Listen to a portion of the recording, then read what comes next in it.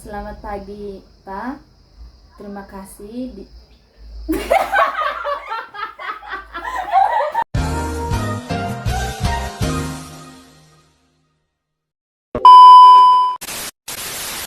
Jadi baik Pak, terima kasih atas waktu dan kesempatan yang telah diberikan kepada kami. Di sini kami kelompok 1 akan melakukan praktikum dengan judul materinya asam dan basa. Perkenalkan, nama saya Agustina Marcelina Padamani. Perkenalkan, nama lengkap saya Maria Goriti Kartikanan Putri. Perkenalkan, nama lengkap saya Veronica Selviana itu.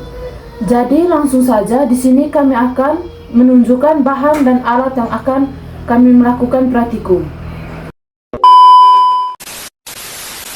Alat dan bahan yang kami gunakan dalam pembuatan eksperimen itu yang pertama alatnya gelas plastik 12 buah, sendok makan, pisau kecil dan wadah untuk menyimpan bahan indikator, kain kasa atau saringan. Bahannya itu bunga kembang sepatu, bunga pecut kuda, kunyit, air panas dan air dingin, jeruk nipis, deterjen dan cuka.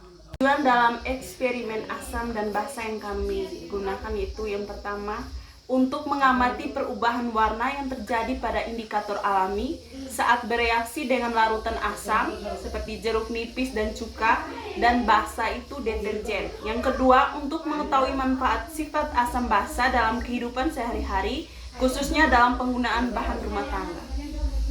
Baik, teori singkat yang kami ambil dalam pembuatan eksperimen asam dan basa adalah konsep asam dan basa sangat penting untuk pembelajaran ilmu pengetahuan alam, terutama tentang materi larutan yang sangat abstrak dan seringkali sulit dipahami oleh siswa tanpa bantuan media konkret. Teori asam dan basa menurut Arrhenius. Teori ini pertama kalinya dikemukakan pada tahun 1884 oleh Svante August Arrhenius.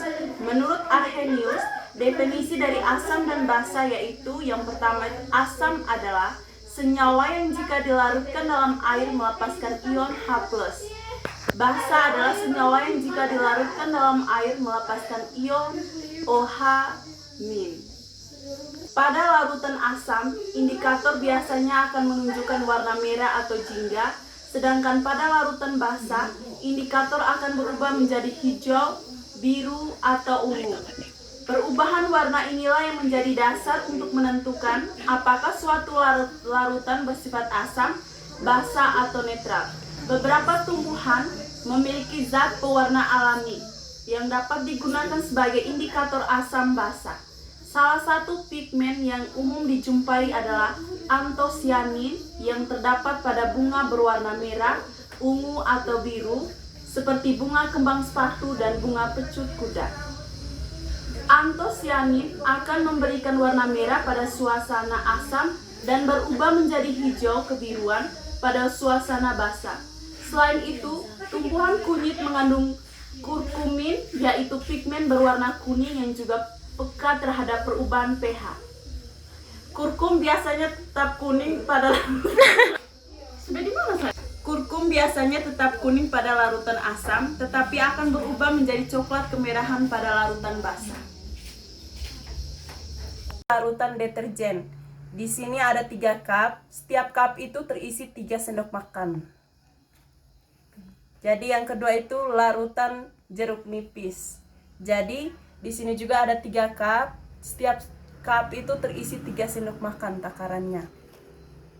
Selanjutnya itu larutan cuka.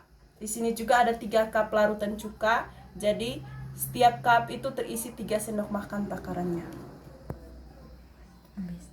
Baik, selanjutnya di sini kami menggunakan bahan alami yaitu menggunakan bunga kembang sepatu.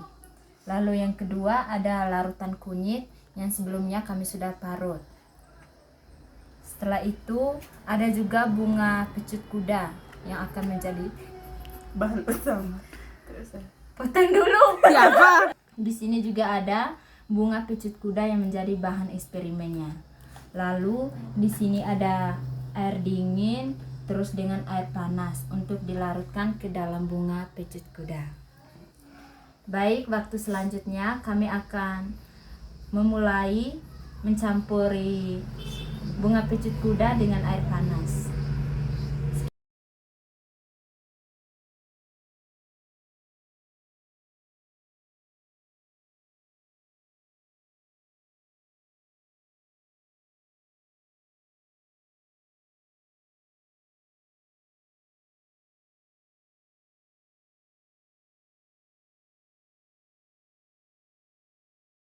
Ini warna kering belum?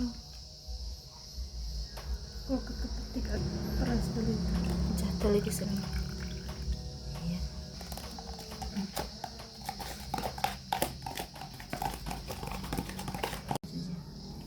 Ini ada warna ini.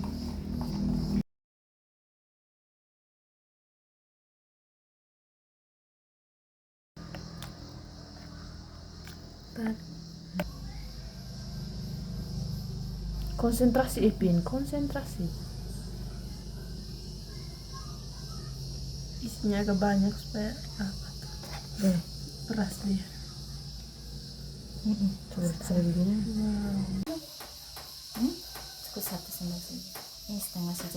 Baik, jadi yang pertama ini kami akan mencampuri larutan kunyit ke dalam air cuka sebanyak 1 sendok makan.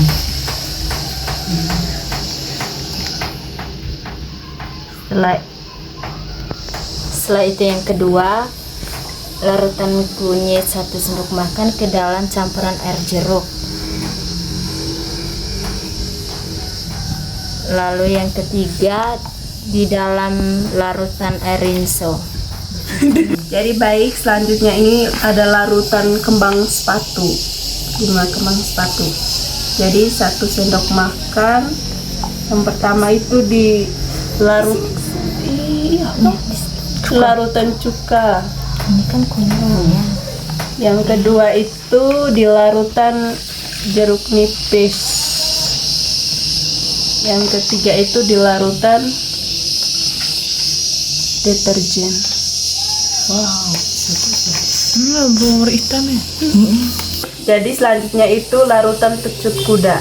Yang pertama itu 1 sendok makan di larutan cuka.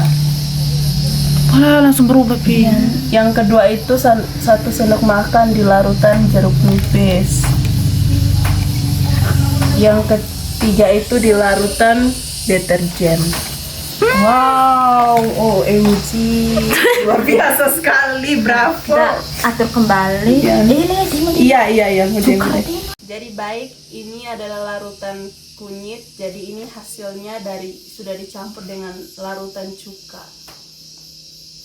Dan ini juga kunyit yang sudah dicampur pada larutan air jeruk. Lalu di sini juga larutan kunyit yang dicampuri dengan larutan deterjen. Dan berikutnya hasil dari larutan kembang sepatu kami mencampuri pada cuka menghasilkan warna yang seperti ini. Lalu di sini juga pada larutan jeruk warnanya juga berbeda. Begitupun juga pada larutan deterjen. Hasilnya seperti ini. Pecut kuda. Ini larutan pecut Angkat-angkat ini. kuda. Dia menghasilkan ketika dicampur dengan larutan cuka warnanya seperti ini. Dan ini dicampuri pada larutan jeruk nipis. Hasilnya seperti ini, warnanya sangat berbeda. Begitupun juga pada larutan rinso, hasilnya sangat berbeda juga. Wow, ini bisa senang. Hasil pengamatan perubahan warna indikator alami terhadap larutan asam basa. Yang pertama itu indikator alaminya itu bunga kembang sepatu. Larutan yang diuji itu cuka, warna sebelumnya ungu tua, setelah diteteskan larutan berubah menjadi merah muda. Jadi dia termasuk bersifat asam. Yang kedua itu jeruk nipis. Warna sebelumnya ungu tua, setelah diteteskannya dengan larutan merah keunguan, bersifat asam.